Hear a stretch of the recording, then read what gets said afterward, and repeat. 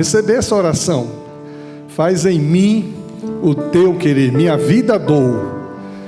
Que Deus abençoe. Os irmãos podem sentar. O tio Marcel está de volta depois de um período de férias. Ontem foi aniversário do tio Marcel, viu, criançada? Tem que dar parabéns para o tio Marcel. Vamos descer agora para o culto infantil. E eu quero continuar com vocês a série de mensagens que nós começamos domingo passado sobre a adoração. E eu falei domingo passado que em uma reunião com os líderes das bandas, nós falamos, e eu me lembro que Deus já tinha colocado no nosso coração, no meu coração, o desejo de fazer uma série de mensagens sobre adoração. Eu me lembro que a Graziele falou: pastor, a gente não prega sobre adoração. E eu falei: olha, o Espírito de Deus está falando, porque nós vamos começar o ano que vem falando sobre adoração. Então começamos esta série intitulada O Pai está à sua procura. Adore-o. Em um diálogo transformador em um poço em Samaria, Jesus proferiu palavras que revolucionariam para sempre a compreensão sobre adoração. Lá em João 4:23, Jesus disse: mas a hora vem, e agora é, em que os verdadeiros adoradores adorarão ao Pai em espírito e em verdade, porque o Pai procura a tais que assim o adorem. Daí o tema: o Pai está à sua procura, para que você possa adorá-lo em espírito e em verdade. O Deus todo Criador, todo poderoso, Criador do céu e da terra, do universo, está ativamente procurando adoradores que o adorem em espírito e em verdade. Não é um tipo de adorador qualquer, adorador midiático, que quer elogios, aplausos, curtidas, audiência, ganhar dinheiro. Não é esse adorador que Deus está procurando. O adorador que adora a Deus em espírito e em verdade é aquele que expressa. Se você prestou atenção, as letras das músicas que nós cantamos, falamos de um coração rendido a Deus. Dá-me um coração. Minha vida dou. É uma expressão de adoração genuína e verdadeira. É uma adoração que transcende, que vai além dos momentos de música na igreja. Daqui é bonito ver algumas pessoas adorando ao Senhor espontaneamente, adorando ao Senhor de corpo e alma. É uma adoração que vai além dos ritos religiosos. Então, a adoração é uma resposta natural do coração humano ao encontrar-se com a majestade de Deus. Quando nós nos encontramos com Deus, natural para nós é adorar o Senhor. Se você tem dificuldade de adorar a Deus, você precisa se encontrar mais com Ele.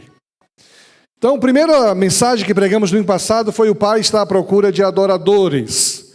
Nós concluímos dizendo que o divino chama você para adorá-lo fundamentado na verdade. Em um mundo de fake news, em um mundo de aparência, o Pai está à procura de adoradores que adorem em espírito e em verdade. Nosso tema de hoje é o coração do adorador. Como é o coração daquele que adora a Deus? E eu pergunto: como é que está o seu coração? E talvez você pense: não, meu coração está bem, meu cardiologista disse que está tudo em ordem, né? Os batimentos cardíacos estão todos ajustados, né? O meu colesterol está bem, o meu triglicerídeo está bem. E aí você diz: não, meu coração está bem, né? Mas o coração do adorador não é esse coração mecanismo de bombeamento de sangue, não. É o centro das emoções. É o centro dos pensamentos. É esse tipo de coração que produz que interagem, que se conecta com o exterior. É o interior se conectando com o exterior. É esse coração que Deus gostaria de ver nessa manhã. E o texto para hoje é um texto maravilhoso, do Salmo 51. Eu sempre faço menção a este salmo. Eu vou ler alguns versículos deste salmo, onde ali há uma preocupação de um coração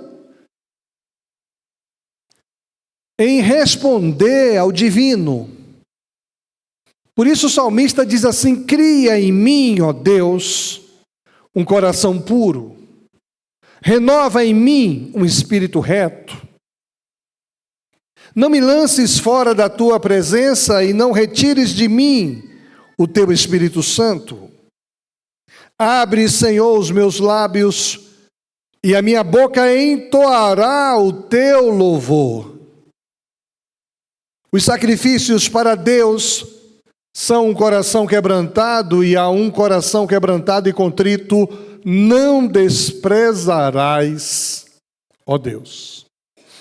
Interessante que o salmista, ele fala nesse salmo sobre a adoração verdadeira, e mais do que isso, ele fala de um coração de um adorador sincero. Um coração que sente, que sofre, um coração que se alegra, um coração que reage. E vocês sabem que o Salmo 51 foi escrito por Davi após o confronto que o profeta Natã, lá no segundo livro de Samuel, capítulo 12, faz. Davi recebe um confronto. E esses confrontos, eles nos ajudam a crescer. É tão bom quando alguém me dá uma sugestão: pastor, cuidado com isso. Às vezes o senhor fala isso. Cuidado com determinadas expressões que o senhor faz. Isso gera confusão na cabeça. É tão bom esses retornos que a gente recebe. Agora, um retorno na frente de uma corte inteira, onde o rei se reunia, aí a corte toda se reunia. Os governantes do rei vinham ali, e aquele pessoal todo, os súditos, ficavam ali. Natã chega e faz uma denúncia. O que o Senhor me diz de um homem que tem 100 ovelhas, mas ele fica de olho em apenas uma ovelha, que o homem tem apenas uma. E depois ele mata esse homem para ficar com a ovelha dele. Davi se enche de fúria, de raiva, de ódio. E diz: traga-me esse homem aqui. Esse homem merece morrer. E o profeta, homem de Deus, diz: és tu esse homem, ó rei. Aí a casa caiu. Um confronto público, onde o pecado participado e praticado no privado vem a público. Onde um ato de injustiça vivenciado no particular é demonstrado na frente de todo mundo. E um homem como eu e como você, que temos nossas mazelas e nossos passados, nossos equívocos, nossos erros, agora é confrontado diante de todo mundo, e ele então vai para o secreto, e no secreto ele compõe o Salmo 51. E esta composição é o que nós lemos parte dele nesta manhã. Charles Spurgeon já dizia em seu comentário que este salmo é a joia de todas as orações penitenciais. O salmo é o grito de uma alma quebrantada. Uma alma quebrantada grita. O Salmo 51. E esse salmo está dividido em 3 partes interessantes. Se você está olhando na sua Bíblia, os versículos de 1 a 6, o clamor por misericórdia. Há um apelo à misericórdia de Deus. E se não for a misericórdia do Senhor sobre nós, o que seria de nós sem a misericórdia do Senhor? Segunda parte do Salmo, versículo de 7 a 12, há aqui um pedido de transformação interior, há uma purificação, uma renovação, purificação dos pensamentos, purificação dos sentimentos, uma renovação da vida. Os versículos de 13 a 19 vai falar de um compromisso com a adoração e com a missão do adorador, uma resposta prática à graça divina. Nós temos que ter compromisso com a adoração. Adoração não é um momento de cântico, não é um ato religioso, de uma devoção e um culto. Adoração é uma disposição da alma, do coração, que atua em uma celebração como essa, mas também nos acompanha no dia a dia, nos momentos rotineiros da nossa existência. O Salmo 51 aponta para Cristo. Ao olhar para o Salmo 51, eu vejo Cristo, porque só Jesus Cristo pode cumprir essa purificação que Davi ansiava. Purifica-me, perdoa-me. Agostinho já afirmou: o sangue de Cristo é o detergente da alma. Eu estava vendo um vídeo sobre detergente. Vocês sabem que eu gosto de lavar prato. Está dando risada? Eu gosto de lavar prato.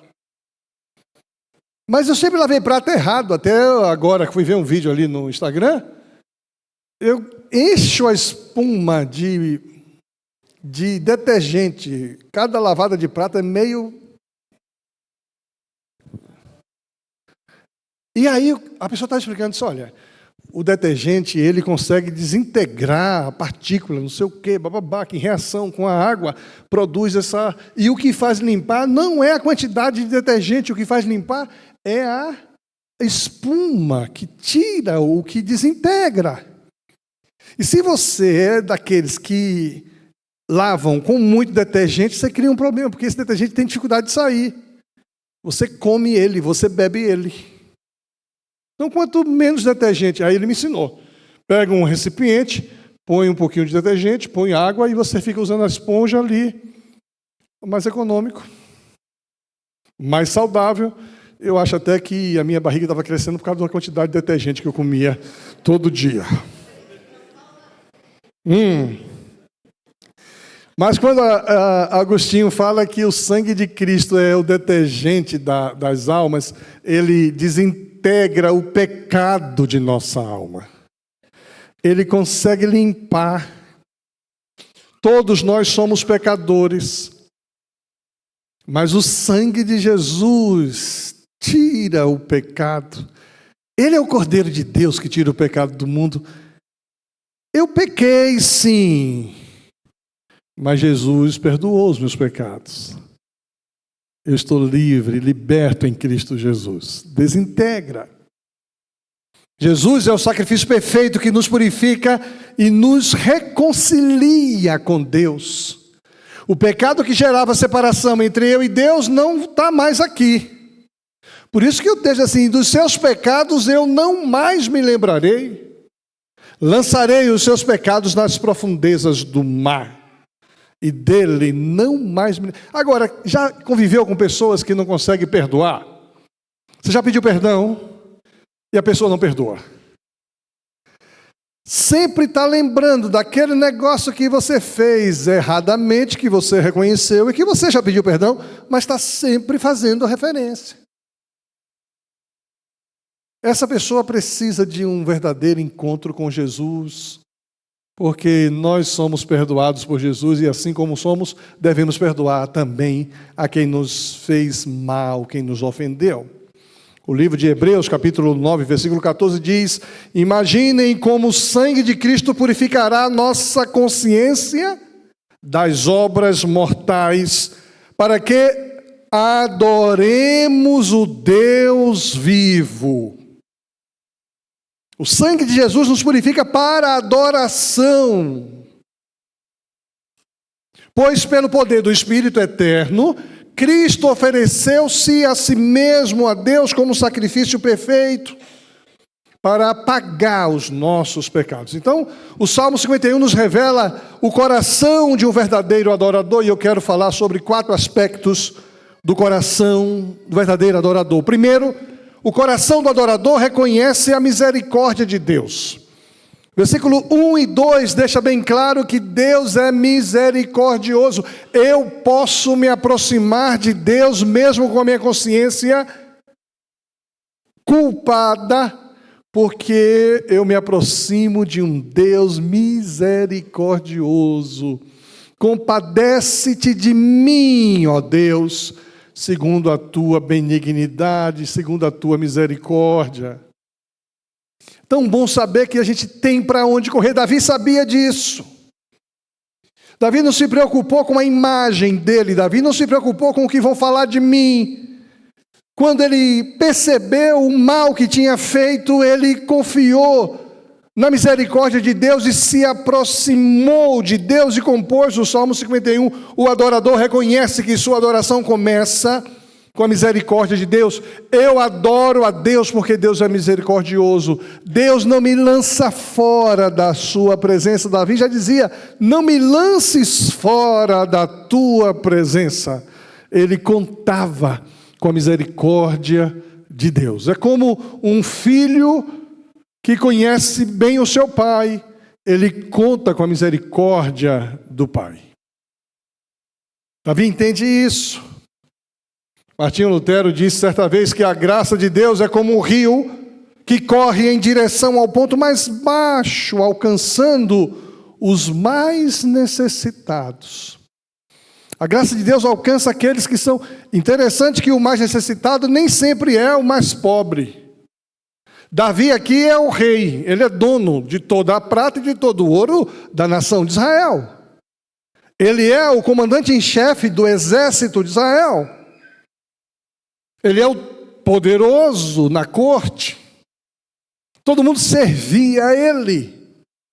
Mas a graça de Deus o alcança, porque ele é o mais necessitado da graça de Deus nesse contexto. Tão bom saber que nos momentos de mais necessidades, a graça de Deus nos alcança. O verdadeiro adorador se humilha e confia na bondade de Deus, sabendo que Ele é quem inicia o processo de restauração. Por isso que a igreja é um ambiente extraordinário para acolher pessoas. Não existe lugar melhor no mundo a não ser a igreja do Senhor. A igreja do Senhor acolhe pessoas vaidosas, pessoas orgulhosas, pessoas simples, pessoas humildes, pessoas carentes, pessoas com problemas, pessoas com várias síndromes. E ao entrar na igreja, todo mundo se torna irmão. Você é meu irmão, você é minha irmã, independente da sua graduação, da sua condição. Miserável pecador como eu, você é meu irmão e eu sou seu irmão. Somos lavados e remidos no sangue do Cordeiro. E devemos entender que a misericórdia do Senhor está sempre de braços abertos. Por isso que as igrejas estão sempre de portas abertas para acolher todo mundo. Domingo retrasado entrou aqui uma pessoa alcoolizada, se não me engano. Domingo retrasado. Culto de final de ano, dia 24, culto de Natal. Quando aquela pessoa entrou alcoolizada, eu estava correndo para chegar no apelo, porque eu queria chegar no apelo, chamar aquele homem aqui para orar por ele. Aí ele acabou indo embora antes da hora. Por quê? Porque em um ambiente desse, aquele homem pode experimentar a libertação. E é só um lugar como esse que um bêbado é bem-vindo, que um alcoólatra é bem-vindo, que um angustiado é bem-vindo, porque a gente aqui conta com a misericórdia de Deus. Então, o coração do adorador é um coração que reconhece a misericórdia de Deus, e todos nós devemos reconhecer a misericórdia de Deus sobre nós. Segundo aspecto do coração do adorador é que ele tem arrependimento profundo e sincero, não é de fachada. Eu conheço as minhas transgressões e o meu pecado está sempre diante de mim. Davi confessa seu pecado como uma ofensa direta à santidade de Deus. Eu pequei contra Deus. pequei contra Urias, pequei contra Betseba, pequei contra a minha posição, mas eu pequei contra Deus. E quando eu pensava nesse ponto, a gente às vezes não faz ideia de que os nossos pecados, eles são contra Deus. Uma mentira que você fala é contra Deus que você peca. Um desrespeito, uma maledicência, um sentimento ruim que você nutre por alguém, é contra Deus que você está pecando. Tem muita gente que tem consciência do pecado contra Deus. Tem consciência do pecado contra Deus. E não tem consciência do pecado contra o próximo. Tem gente que, como Davi, entende que pecou contra Deus e pede perdão a Deus, redime-se com Deus, mas não se redime com o próximo. Eu pequei e já pedi perdão a Deus. E a pessoa que você ofendeu? Você não vai pedir perdão também, não? Existe um conceito aí, religioso, o conceito da restituição. Você precisa perdoar e pedir perdão. E você precisa, inclusive, restituir. Se você fez um mal a alguém, você vai pedir perdão a esse alguém e vai restituir a ofensa com a caridade, com a bondade. Eu já tive um almoço pago de alguém, por alguém, que me chamou para almoçar. Disse, olha, eu te chamei para almoçar porque tal dia eu falei isso e isso de você e não era verdade, eu já te pedi perdão sobre isso, mas eu quero restituir. Então esse almoço é para celebrar. Falei, que bom, rapaz, que isso não se repita. O almoço pode repetir, mas a ofensa não. Às vezes tem gente que faz uma coisa aqui e diz assim, dá nada. Não é uma besteirinha que eu fiz, uma desobediência, né? Aos pais, por exemplo, adolescentes que desobedecem aos pais, pensa que não dá nada. E é contra Deus que você está pecando. Davi confessa o seu pecado como ofensa direta à santidade de Deus e reconhece a profundidade da corrupção no seu coração. Versículo 5. Coração adorador não racionaliza o pecado, mas simplesmente o confessa. Ele entende que Deus prefere a verdade interior e não a aparência exterior. Às vezes a gente fala uma coisa sem intenção de magoar e de repente magoamos. Eu já tratei aqui com líderes que fulano está chateado com ele, com esse líder. Mas pastor, eu não fiz nada demais. Falei, mas você tinha a intenção de magoá-la? Não. Então peça perdão pela mágoa que ela sentiu. Não era a intenção sua magoá-la. Mas eu não estou errado. Eu falei, não tem problema. Estou magoado com o pastor, porque o pastor passou por mim e não me cumprimentou. Nem lembro. Se eu não cumprimentei foi porque eu não vi. Mas se eu sei, me perdoe, eu soube que você estava magoado comigo. Eu passei e não te cumprimentei, me perdoe, realmente eu não te vi. Pronto. Essa expressão anula a mágoa de um coração ferido. Coração de adorador não racionaliza, não busca compreensão. Ele entende que Deus prefere a verdade no interior e não a aparência externa. Terceira característica do coração de adorador, ele clama por purificação, por renovação. Cria em mim, ó Deus, um coração puro e renova dentro de mim um espírito inabalável. E a palavra hebraica para criar aqui aponta para a obra sobrenatural de Deus. É a mesma palavra usada em Gênesis 1:1. Deus criou os céus e a terra, cria em mim, ó Deus, um coração puro. Faz de novo Tira de mim um coração de pedra e coloca dentro de mim um coração de carne. Deus tem poder para fazer isso. Então esse coração clama por uma purificação sobrenatural.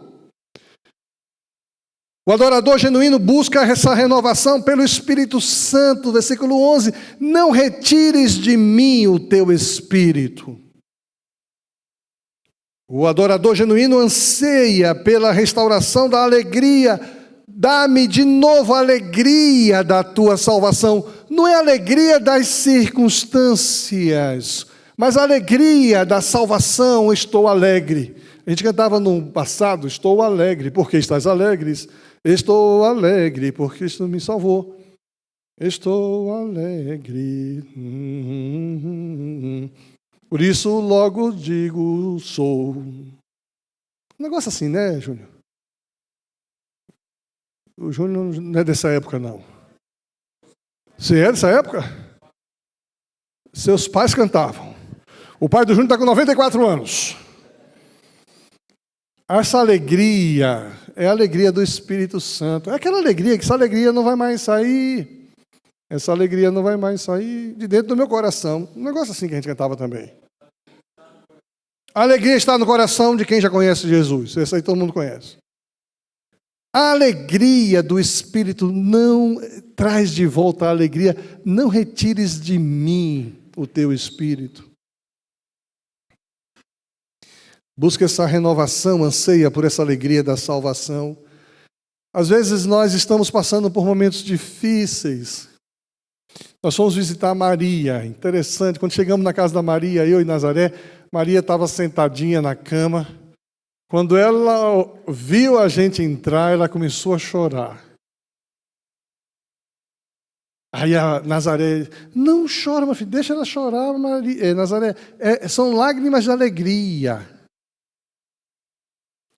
E ela chorava e abraçou a Nazaré. E ela me viu com a barba branca e ela sentava ali perto do lugar. O João está no lugar dela, inclusive.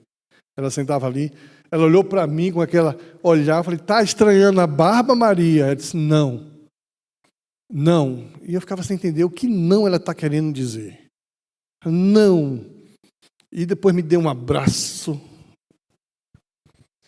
E ficou assim, com uma expectativa de compreensão. Eu falei: Maria, você sabe o que você está fazendo aqui? Ela disse: não. Eu falei: deixa eu te contar o que aconteceu.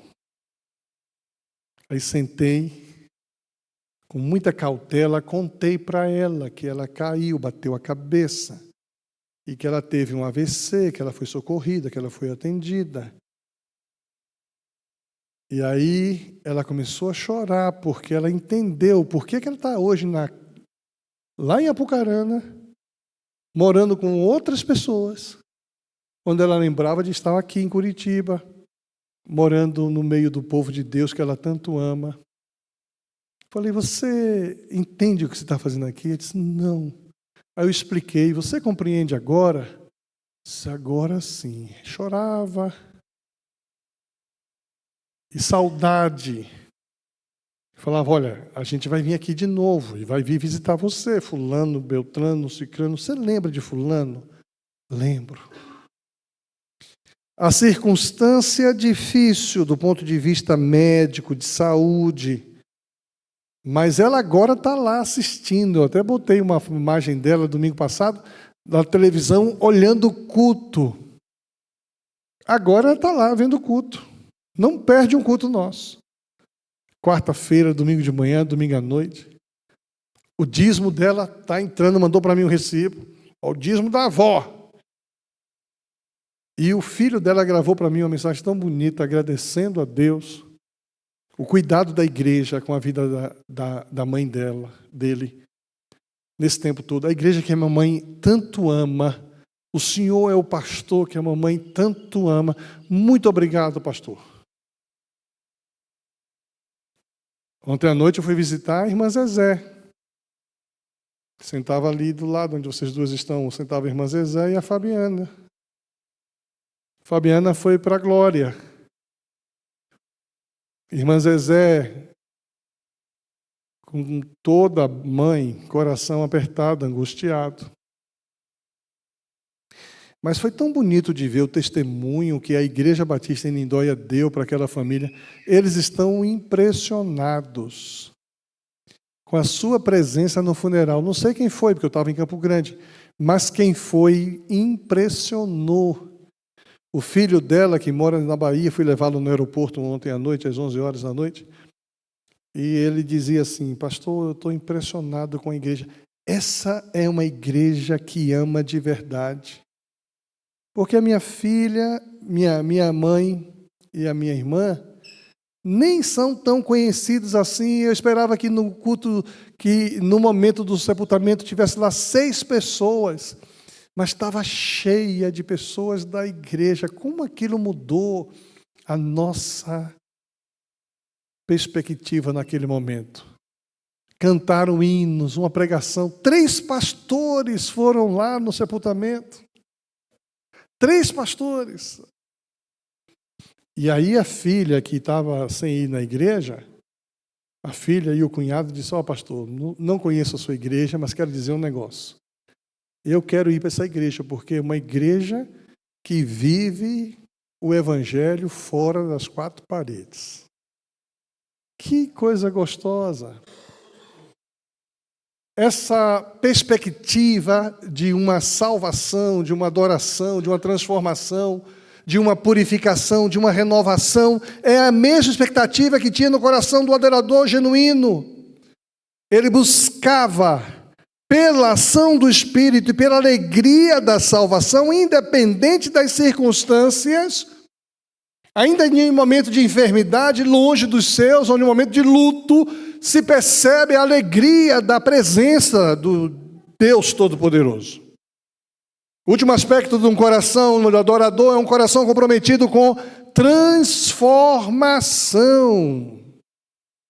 O coração de adorador não pode sair do mesmo jeito que entrou. Sair com o mesmo problema, com a mesma limitação, com a mesma dificuldade, sem nenhuma demonstração de desejo de transformação. Eu era grosseiro, procurarei não ser mais. Me faltava paciência, procurarei ter mais. Tinha dificuldade com o vocabulário, procurarei não ter mais.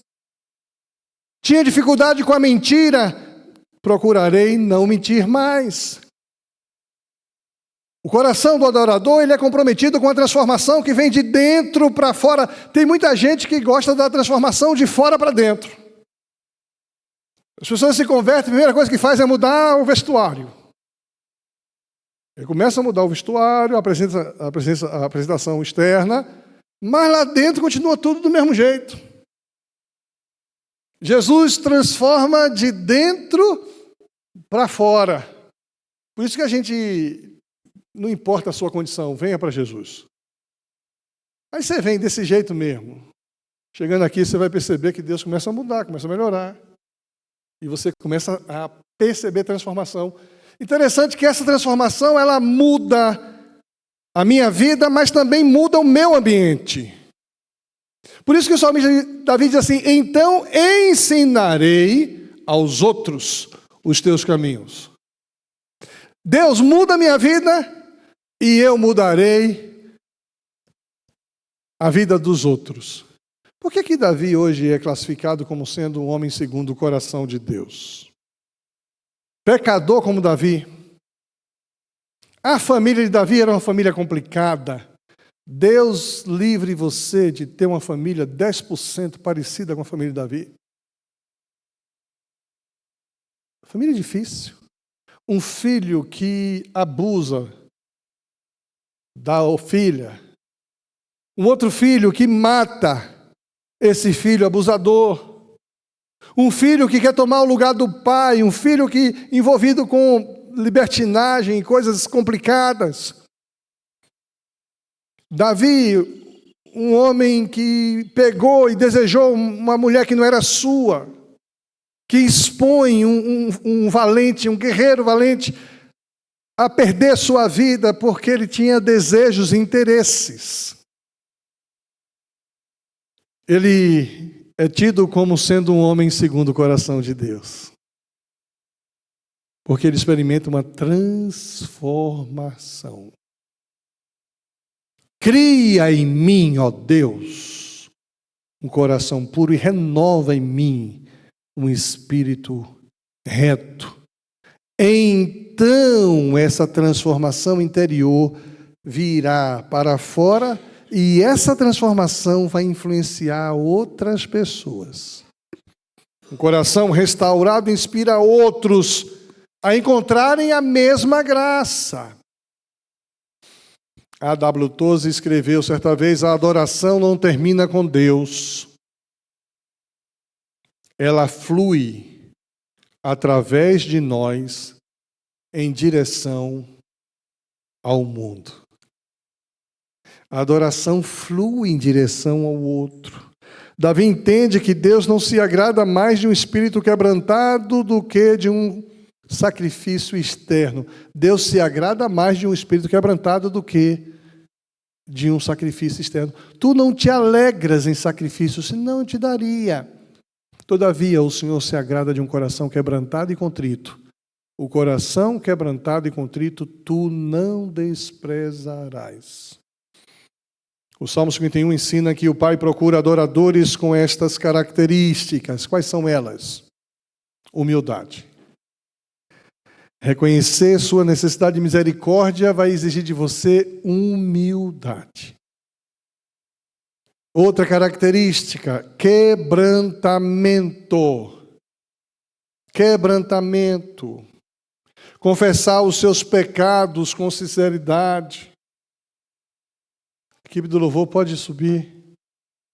Outra característica que o Salmo 51 nos ensina sobre o coração do adorador é um coração transformado.